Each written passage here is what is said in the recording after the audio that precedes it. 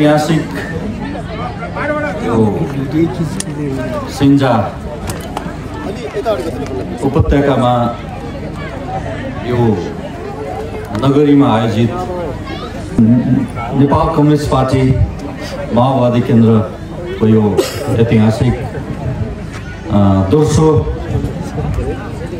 सम्मेलनका कमिटी अध्यक्ष तथा कनका सुन्दरी गाउँ समितिका अध्यक्ष कमरेड यो ऐतिहासिक अधिवेशनमा शुभकामना मन्तव्य व्यक्त गर्नका निम्ति आतिथ्यता ग्रहण गर्नुभएका हाम्रो पार्टीका केन्द्रीय समितिका सदस्य तथा जिल्लाका सह इन्चार्ज कमरेड, हाम्रो पार्टीका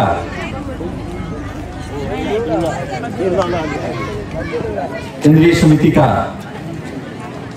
सदस्य कमरेडहरू, सह इन्चार्ज कमरेड, संयोजक कमरेड,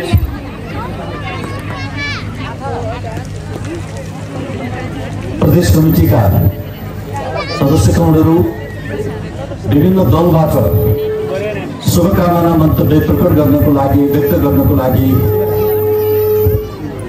यहाँ आउनुभएका नेता साथीहरू,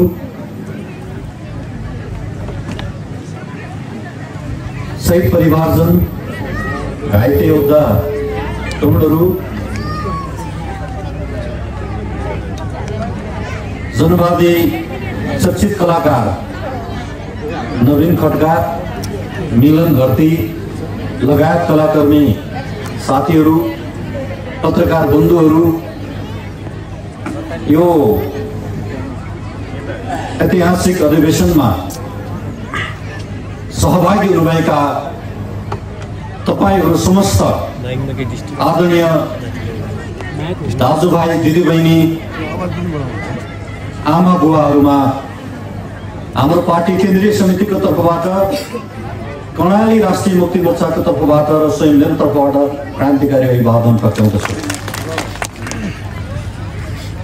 प्रथमत म यो ऐतिहासिक अधिवेशनको शानदार र भव्यतम सफलताको शुभकामना व्यक्त गर्न चाहन्छु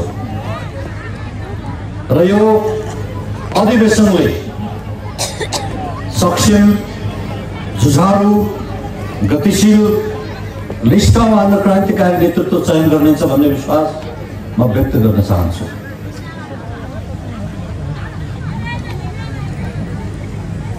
जनसमुदाय थुप्रै विषयवस्तुहरूमा प्रवक्ता, कमरेडहरू, राजनीतिक दलका नेता साथीहरूले व्यक्त गरिसक्नु भएको छ। समय पनि अलि घटिँदैछ, समयको चापमा छौँ हामी, त्यो भएर सकभर म संक्षेपीकृत गरेर आफ्ना धारणाहरूलाई, शुभकामनाहरूलाई यहाँको बीचमा व्यक्त गर्ने अनुमति चाहन्छु। जनसमुदाय यो खस साम्राज्यको एउटा विशाल साम्राज्य जसले अहिलेको नेपालभन्दा ठुलो भूभागको नेतृत्व गर्ने गर्दछ। हामी त्यो भूभागबाट बोलिरहेका छौँ अहिले, जसले भाषा दियो, सभ्यता दियो, संस्कृति दियो, कर प्रणाली दियो, उपभोक्ता समितिको मोडल दियो, सामुदायिक वनको चाहिँ एउटा मोडल दियो र धेरै धेरै कुराहरू यो भूमिले दिएको छ। आज हामी त्यही भूमिबाट कार्यक्रम गरिरहेका छौँ। म त के भन्छु भने अहिलेसम्म हामीले के बहस गर्यौँ भने कर्णाली गरिब छ, कर्णाली दुखी छ, कर्णाली रोगी छ, कर्णाली कमजोर छ, यो बहस गर्दै अब बहस अलिकति नयाँ ढङ्गले गर्नुपर्ने भएको छ। अब कर्णालीको परिभाषा बदल्नु पर्ने भएको छ आदरणीय जनसमुदाय। अब कमजोर मानसिकता लिएर कर्णालीको जनताहरू अब माग्ने होइन, हाम्रो इतिहास दिने हो, हामी डोनर हो। कर्णाली हात मात्रै थाप्ने होइन, जसले भाषा दियो, जसले सभ्यता दियो, जसले संस्कृति दियो, जसले विभिन्न खालका आर्थिक चाहिँ मोडलहरू दियो, थर कर्णालीको जननी बन्यो, त्यो माग्ने हुन सक्दैन जनसमुदाय। कर्णाली डोनर हो। अब कर्णालीलाई डोनरका रूपमा स्थापित गर्न जरुरी छ। आजैका दिनबाट हामीले एउटा संकल्प गरौँ, कर्णाली नेपालको लागि डोनर हो र डोनरका रूपमा स्थापित गर्न सक्नु पर्दछ हामीले।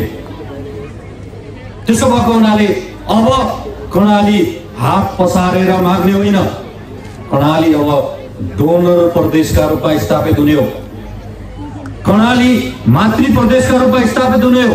अब हामी कमजोर छौँ भन्ने मानसिकता कर्णालीको नागरिकले आजैका दिनबाट हटाइदिनु जरुरी छ। भाषा दिने कमजोर हुन्छ, सभ्यता दिने कमजोर हुन्छ, संस्कृति दिने कमजोर हुन्छ, कर प्रणाली दिने कमजोर हुन्छ, थर प्रणाली दिने कमजोर हुन्छ। त्यसो भएको हुनाले अब मातृ प्रदेशका रूपमा कर्णाली प्रदेशलाई स्थापित गर्ने एउटा महासंकल्प गर्नु। कर्णालीलाई डोनर दाता प्रदेशको रूपमा, सिजालाई जुम्लालाई दाता क्षेत्रका रूपमा, दाता जिल्लाका रूपमा स्थापित गर्ने संकल्प गरौँ। अब हामी गरिब छौँ, कर्णाली गरिब छ, दिनु पर्यो भन्ने परिभाषाको ठाउँमा कर्णालीले दिनुपर्छ। अब विगतमा पनि दियो, अहिले पनि हामीले दिइरहेछ, मलाई थाहा चाहिँ छैन। कर्णालीले शिलाजित दिन्छ, कर्णालीले आर्से गुम्बा दिन्छ, कर्णालीले मार्क्सी चामल दिन्छ, कर्णालीले दरबारमा मार्क्सी चामल पठाएको तपाईँले इतिहास राम्रोसँग थाहा छ।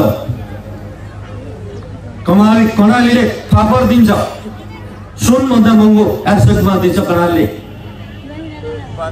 कर्णालीले अब नदिने केही हुँदैन। अब हामी सबैले एउटा संकल्प गरौँ, कर्णालीले अब यो देशको नेतृत्व पनि गर्नुपर्छ।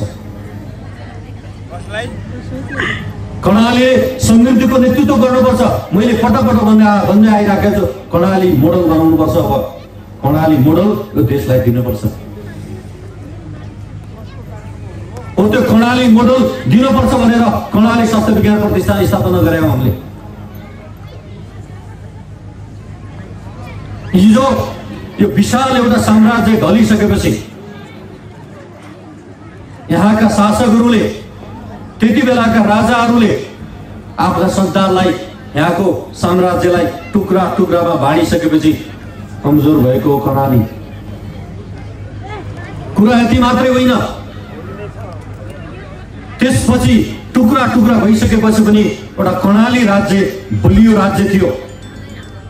त्यो कर्णाली राज्य 1846 मा पृथ्वीनारायण शाहको एकीकरण अभियानमा त्यति बेला केन्द्रीय सत्ताका सेनाहरू आएर असोजको महिनामा, सबैलाई थाहा छ, हामीले पटक भन्दै आइरहेछौँ, यहाँको यो प्रदेशको कर्णाली राज्यको सेनाहरू, झारा सेनाहरू दशैंको मौकामा घर भेटघाटमा गएको बेलामा आक्रमण गरिएको थियो। दुई पटक आक्रमण गर्दाखेरि जुम्ली सेनासँग उनीहरूको केही पनि चलेको थिएन। अन्तिममा यही नजिकैका चाहिँ राजाहरूले कर्णालीको वरिपरिका त्यति बेलाको राजाहरूसँग पृथ्वीनारायण शाहका सन्तानहरूले सम्बन्ध जोडिसकेपछि, बहादुर शाहहरूले सम्बन्ध जोडिसकेपछि र त्यहाँ षड्यन्त्र सुरु गरियो कि जुम्लाको राजा बलियो छ, कर्णालीको राजा बलियो छ, सजिलै कब्जा गर्न सकिन्न भनेपछि आफ्ना छोरीसँग त्यहाँको राजाहरूलाई, जाजरकोटको राजालाई, सल्यानको राजालाई बहिनी छोरीहरू दिएर पृथ्वीनारायण शाहहरूले सम्बन्ध विस्तार गरिसकेपछि षड्यन्त्रमूलक ढङ्गले कर्णालीलाई कब्जा गरिएको थियो। त्यो इतिहास हामीले बिर्सेका छौँ। हो राजाको कुरा गर्दाखेरि यो राजाले बनाइदिएको प्रदेश थिएन, राजाले बनाइदिएको साम्राज्य थिएन, जनताको आँसु पसिना र रगतबाट बनेको प्रदेश थियो। हो मैले जोड्दै थिएँ। हो त्यसपछि कर्णालीका मान्छेलाई गरिब बनाइयो र अहिले राजावादीहरूले, अहिले रैतीहरूले के भनिरहेका छन् भने अब हरेक दिन विदेशमा गइरहेका छन् नेपाली युवाहरू, नेपाली नागरिकहरू, देश भित्तिने भयो भनिरहेका छन्। राजाको पालामा कर्णालीको कुन घरबाट चाहिँ इन्डिया नगएको कुनै मान्छे छ?